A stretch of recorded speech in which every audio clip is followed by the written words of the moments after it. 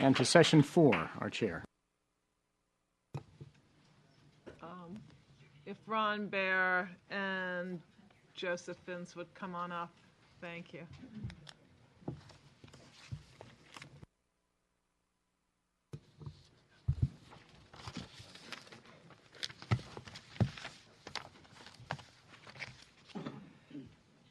We are continuing the issue of implementing federal standards and moving to two people who are experts on the ethics on this topic. We'll begin with Ron Baer, who is a professor of socio-medical sciences and co-director of the program in the history of medicine and public health in the Mailman School of Public Health at Columbia University. Dr. Baer's ethics and public policy research has had a special focus on AIDS, tuberculosis, illicit drugs, and tobacco. He is also senior advisor to the HIV Center for Clinical and Behavioral Studies at the New York State Psychiatric Institute and Columbia University, and a consultant to the World Health Organization. He is an elected member of the Institute of Medicine. Welcome, Ron.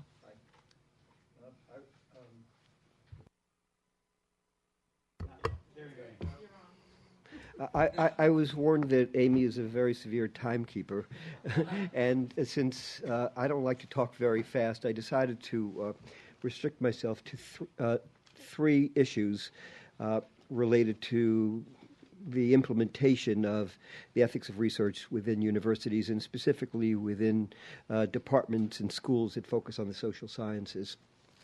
I want to start with a brief vignette. Several years ago, the question arose about whether or not oral history ought to be subject to IRB review. Oral history is a central way of conducting understandings of the experiences of people. And the remarkable part of that debate was that oral historians lined up and argued that what they did was not research and didn't fall within the definition of research so that they could avoid IRB review. Now, and in fact, someone responded by saying, in fact, it wasn't research because it didn't produce generalizable knowledge. I mention that because my main concern today is to raise issue about how what began as a venture in confronting abuse, the misuse and abuse of research subjects, has become something very different, and that is a bureaucratized system of regulation that often misses the core of what the mission had began to do, and that actually has turned itself into an object of ridicule and sometimes contempt in a way that I think is dangerous for those who believe in the ethical conduct of research.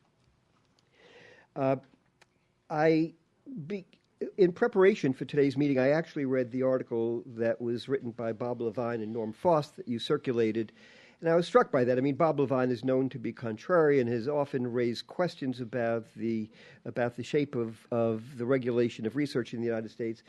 But there was something very powerful in what he had to say, I think, and that is that he argued that this system of regulation, and all systems of regulation in some way, to the extent that their systems have to be bureaucratic, has begun to assume features that contradict the mission of what this institution was supposed to achieve. I can only speak about what I see and hear around me, and this is a matter that I think the Commission might want to undertake some empirical work about. There's a difference between evidence and a story, and there's a difference between belly aching and kvetching and having a legitimate concern. So again, what I have to say, I think, should be the beginning of a process of research, of investigation, not the end. I listen to people talk about going to the IRB, and they talk about it in the way one would talk about appearing before a co-op board or having a audit at the IRS. That's an inside New York joke, you realize. We don't have co-op boards in Philadelphia.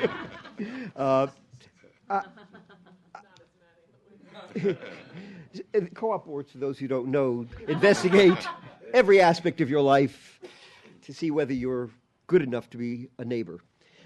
So I listen to this, and I listen with concern because what should be a process of enhancing both the quality of the research and the ethical attention that researchers ought to pay to research subjects and the consequences of research has become something very different.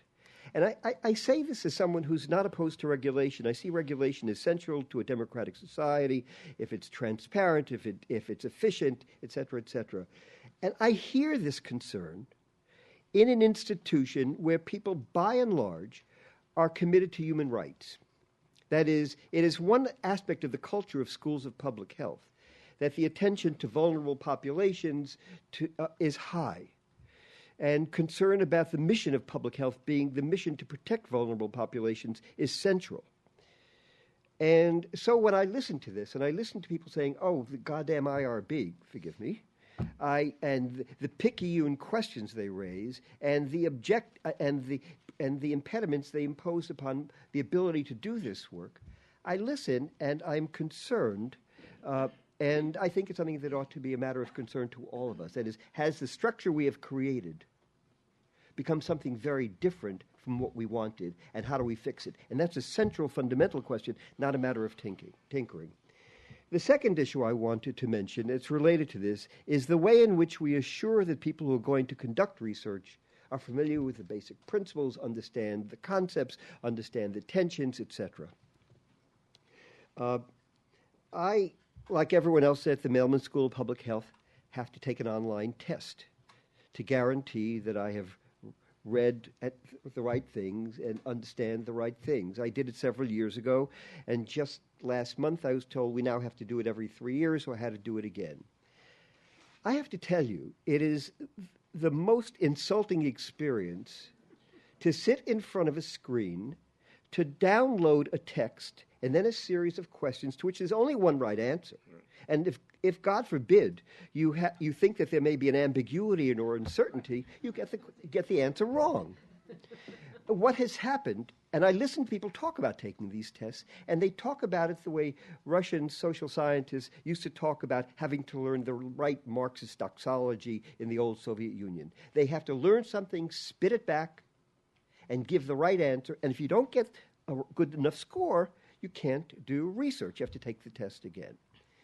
How did it happen that we came to think that educating people about doing research in an ethical way became so contorted that it becomes like, you know, the joke about how kids used to learn the Pledge of Allegiance, and they didn't know what any of the words meant, and so they garbled it up in some funny way, and you know, you would hear versions of what the Pledge of Allegiance is. It's like that when people talk about the ethics of research, look, what you can do is you can download the text, put the question in front of you, read the text, find the answer. That's not education. And the reason I see it as a matter of concern is what it does is it raises contempt for the idea of education and becoming kind of sensitive to ethical complexities. And that's not where I think we should be going. It is in some way analogous to what has happened to the issue of privacy and the HIPAA regulations and the incessant plethora of pieces of paper from banks and insurance companies, printed and typed, I certainly can't read anymore, that tell you about their privacy protections. And what do people think? All this privacy protection stuff is junk because it has become utterly bureaucratized. So, what's the challenge, it seems to me, to this commission? And there are many big issues about what kinds of research internationally and globally in a world that is increasingly unequal is ethical. But it seems to me, I'm finished. Oh, is that me or?